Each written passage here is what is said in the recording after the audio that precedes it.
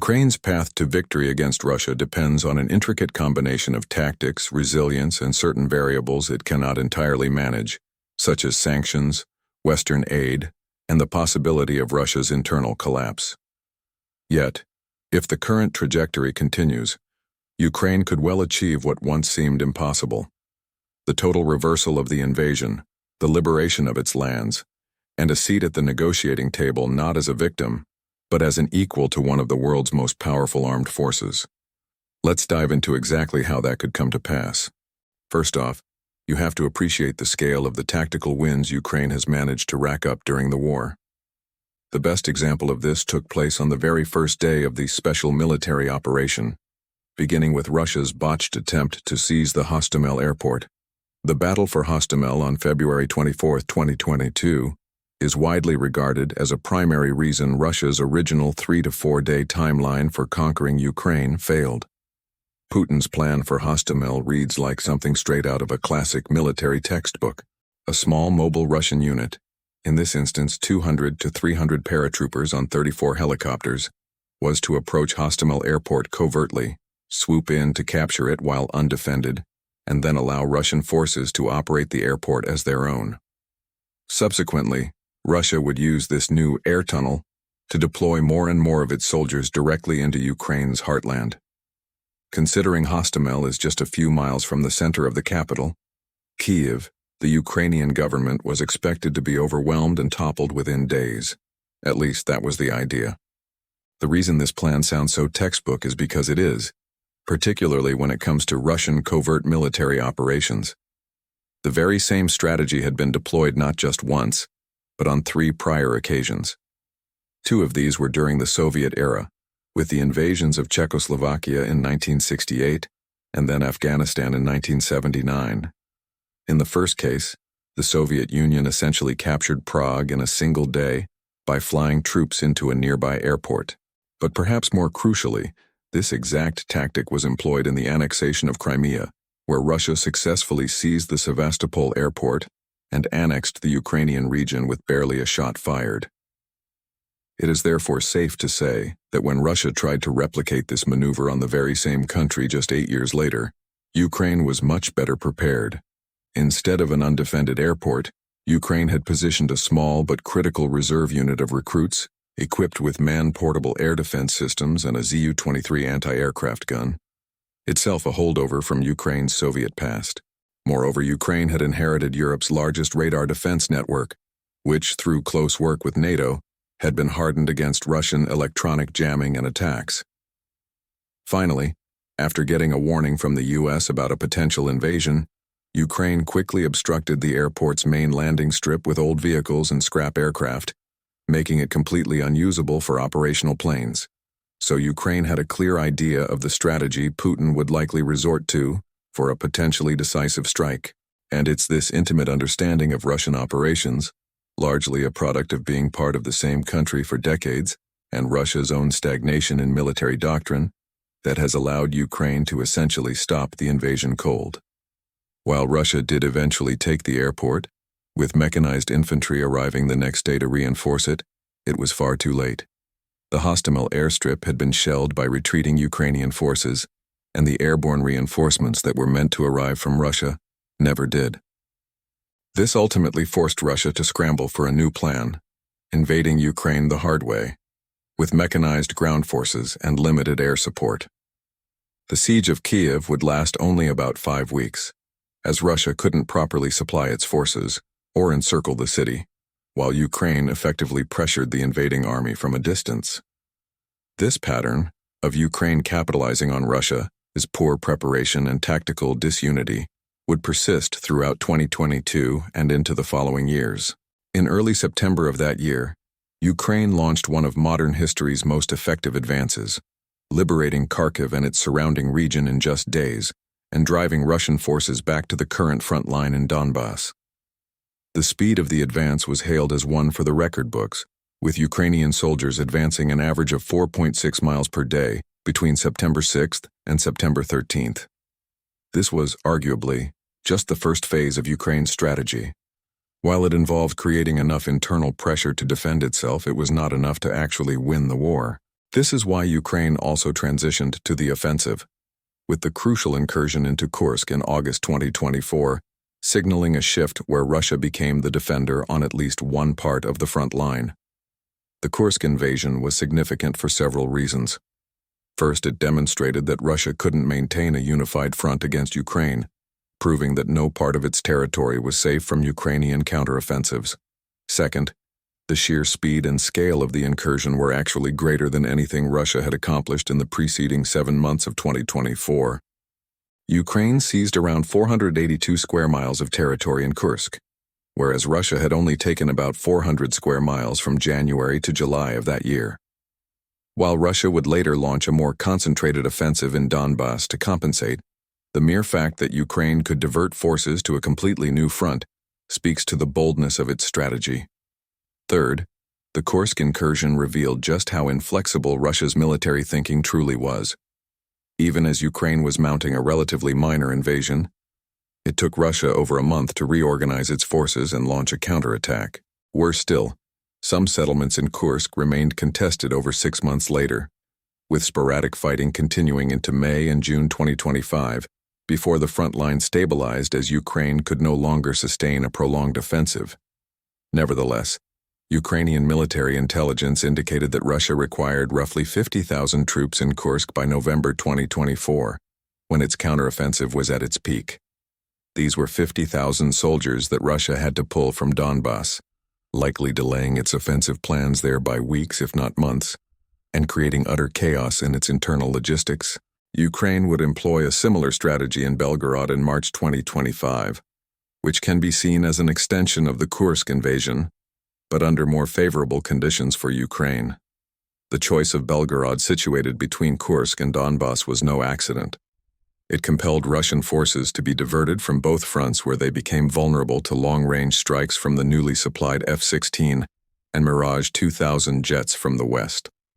The Belgorod invasion represents an evolution of the Kursk incursion, as Ukraine could now leverage more supply lines and project power over a much longer range. This brings us to the final crucial reason for the Kursk invasion's importance: generating more media attention for Ukraine's capabilities. Before this, the West had been hesitant to give Ukraine more advanced, long-range weapons, and, more pointedly, to allow their use inside Russian territory. This was because of Russia's long-standing threats of a potential nuclear response if Ukraine invaded, with the assumption that Western weapons would be the main reason for it. But when Ukraine managed to invade on its own, the threat of retaliation lost its power, along with Russia's ability to pressure NATO to withhold its support. Within months, long-awaited deliveries of advanced aircraft, missiles, and anti-air systems were flowing into Ukraine, and the U.S. was discussing letting Ukraine use these weapons deeper inside Russia. In essence, Ukraine was winning the perception war by showing that all Western investments were paying off. The West could use its vast stockpiles to arm Ukraine without risking a single one of its own soldiers to cripple Russia's ability to expand aggressively and threaten NATO. But beyond direct attacks and incursions, Ukraine has also pioneered a more indirect method of defeating Russia: dismantling its industrial capacity. This strategy is driven entirely by finding new applications for drones in long-range warfare. This is a facet of war that had not been truly demonstrated before this conflict. While military drones existed before the 2020s, models like the MQ-9 Reaper could cost up to $30 million over their lifespan. Their design as reusable multi-role aerial platforms for both reconnaissance and strikes made them too costly an investment, especially against a foe like Russia with its layered air defenses. The war in Ukraine has completely upended the concept of war drones. Instead of miniaturizing traditional aircraft and fitting them with remote controls or AI, both Ukraine and Russia began by modifying existing commercial drones, typically used for entertainment or agriculture, and adding new capabilities to them. Following the early successes of first-person view drones on the front lines, Ukraine gained the support to develop its own independent long-range drones. What is more critical for our discussion, however, is how these long-range drones could be aimed at targets deep behind Russian lines, far from the shared border. This has resulted in some stunning strategic wins for Ukraine. While the initial strikes date back to 2022, It was not until late 2023 that Ukraine developed significant long-range capabilities, which coincided with the military increasingly targeting weapons and ammunition depots across Russia. Between 2022 and June 2025, Ukraine conducted long-range strikes on at least 15 significant targets. This includes an attack on Toropets in September 2024, which reportedly incinerated some 30,000 tons of munitions, and one of the most massive drone assaults in mid-January 2025, which targeted the Engels Air Base, home to 3 types of strategic bombers capable of deploying long-range weapons and their associated ammunition. What's striking about these attacks is the constantly expanding range of the targets. Toropets is just under 300 miles from Ukraine. The Engels Air Base, in contrast, is about 500 miles away. Slowly but surely, Ukraine was working to deplete Russia's ability to supply the front line and arm its forces effectively. This culminated in Operation Spiderweb, an operation where Ukraine smuggled short-range drones equipped with mobile network receivers deep inside Russian territory. The final objective was a group of 5 air bases that house Russia's nuclear bomber fleet. One of these, the Belaya Air Base, is a staggering 2,700 miles from Ukraine, demonstrating just how deeply Ukraine can penetrate Russian defenses, whether through conventional means or long-term covert operations. But the strikes didn't end there. Ukraine has also increasingly gone after Russia's oil and gas refining infrastructure.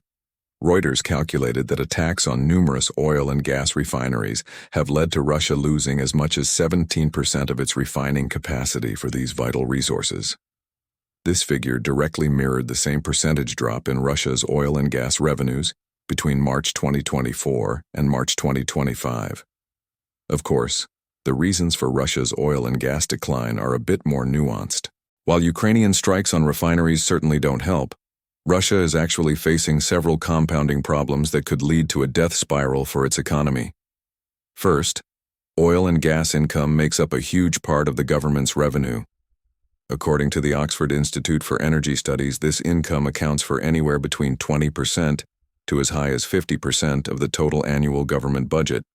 So it's not an exaggeration to say that Russia is fundamentally reliant on its energy industry to function.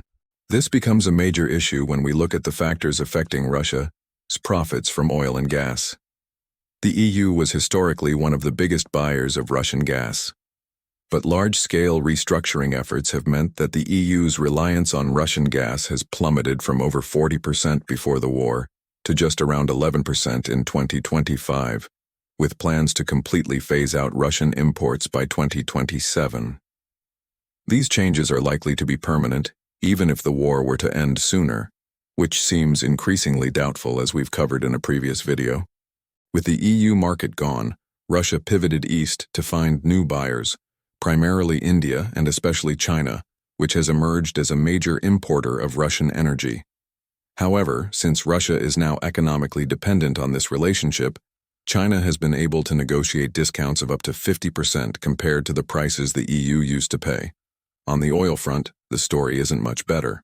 The price of Ural crude oil has hit record lows, dropping from nearly $70 a barrel to $50 in just 1 year. The EU is also determined to maintain this pressure. One of its latest sanction packages in July 2025 lowered the price cap on Russian crude from 60 to below 48. More significantly, sanctions have also been progressively restricting Russia's ability to use tankers to transport its oil across the seas. This has forced Russia to rely more and more on a so-called shadow fleet of ships that fly foreign flags to try and evade sanctions. While this strategy has certainly allowed Russia to continue exporting oil, the shadow fleet presents its own challenges. Russia now has much less influence over the market prices it can command, and every new round of sanctions reduces the capacity and profitability of the fleet. Another area of concern is Russia's military-industrial complex itself. Before the war, Russia was a leading global arms exporter, but its exports have nearly vanished, falling by 92% between 2021 and 2024. This isn't too surprising when you look closer. For starters, most of the equipment Russia used to export is now desperately needed for its own war effort: tanks, aircraft, ammunition, and air defenses.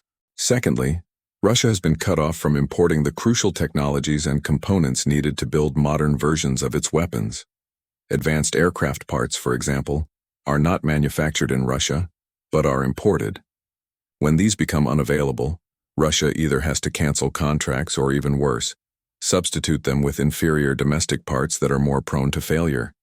But the main reason for this steep decline in military exports is that, before the war, Russia's clients never really saw these weapons in combat.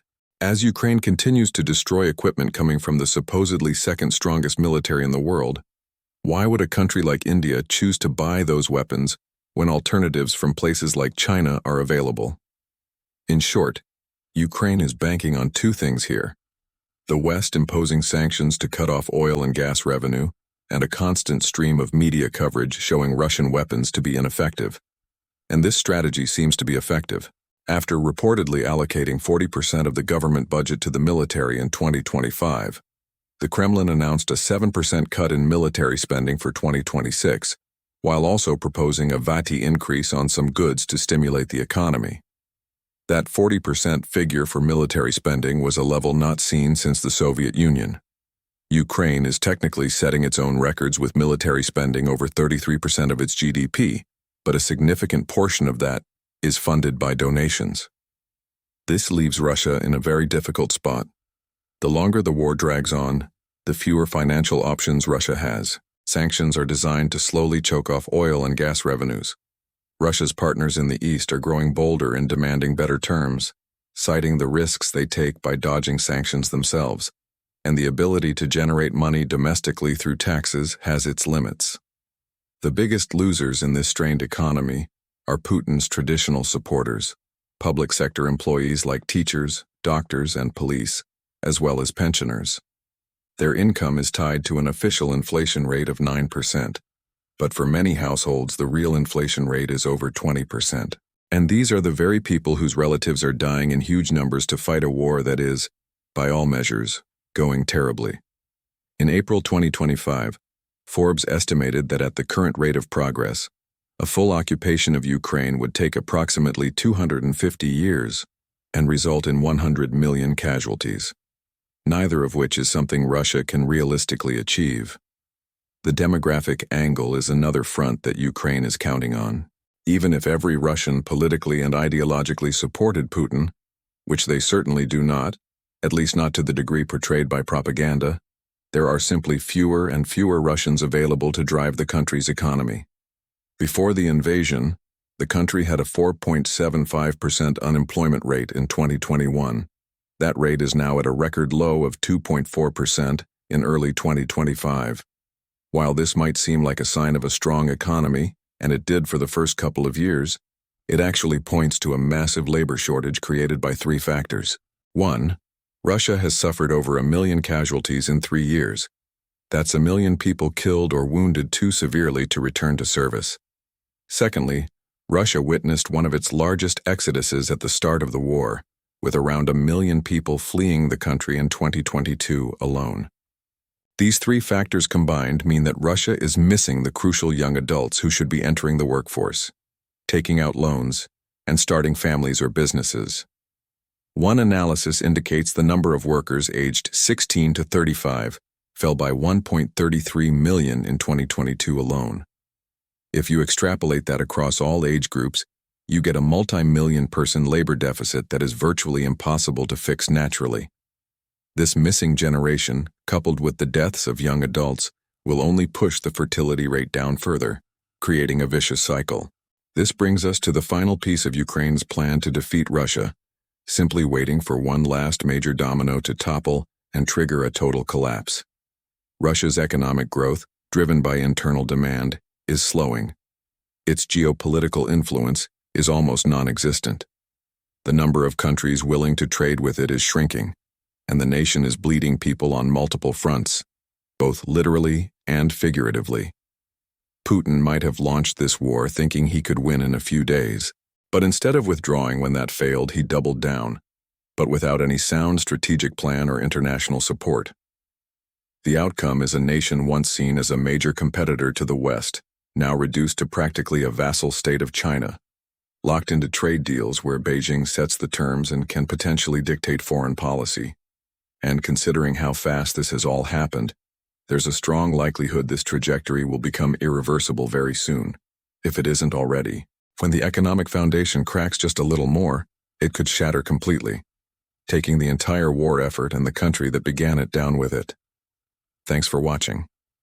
If you want to see how Ukraine has revolutionized drone warfare to get to this point, be sure to check out this video. You can also subscribe to Warzone Party for daily videos on military and geopolitical topics, and the latest major updates on conflicts around the world.